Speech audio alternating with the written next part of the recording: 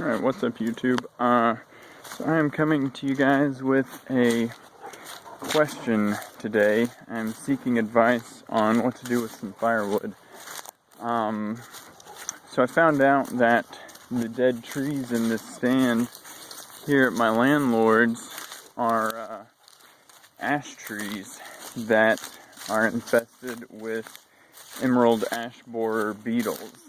So I've got a little more than a half a cord sitting there, and then right over here I've got another maybe 4/10 of a cord stacked up. There's still quite a few trees that I want to cut.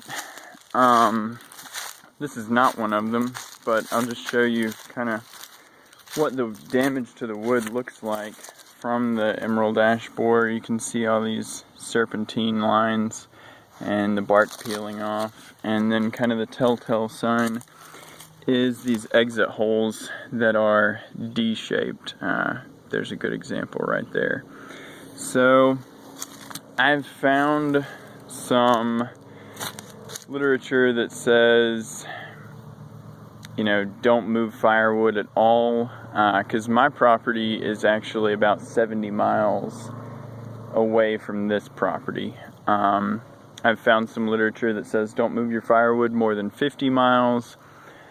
I've found some literature that says if you let it season for 2 summers, then all of the larvae should be out of the wood by then. I've found some literature that says if you remove all the bark and a 1/2 inch of sapwood, which is just way too much work, that at that point it's safe to move.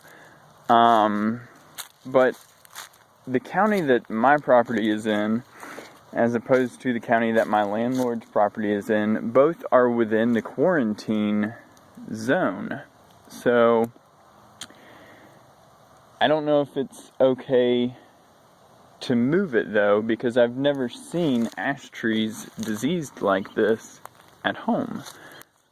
Even though my county is in a quarantine. So, it's not worth bringing in an invasive species that's going to kill a ton of trees to take home this firewood. And, there's a ton of trees here.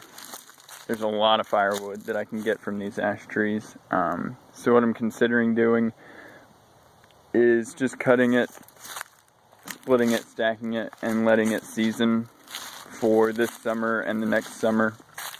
And then as I come through here from time to time, just bringing the trailer and taking a load back home from time to time after that. But I hate to put all this work in and then just have to leave it here for 2 years. But you can see it really takes a toll on these trees. There's no bark up probably 10 or 12 feet high. All these limbs are dead.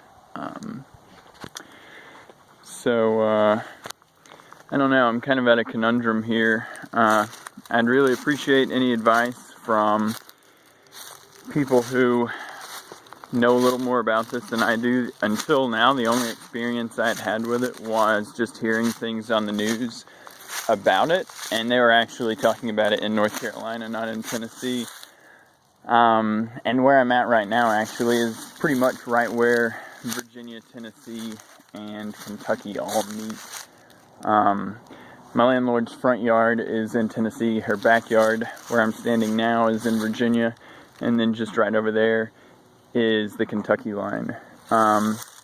So any advice would be appreciated. Anybody who has some experience with dealing with this, or especially anybody who works like with USDA or the Forest Service or anything like that, where you could give kind of some best practices, that would be much appreciated. Like I said, I hate to cut all this wood up and then just leave it.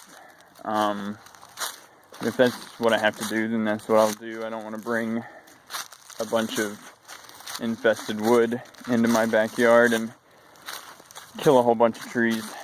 So anyway, thanks in advance.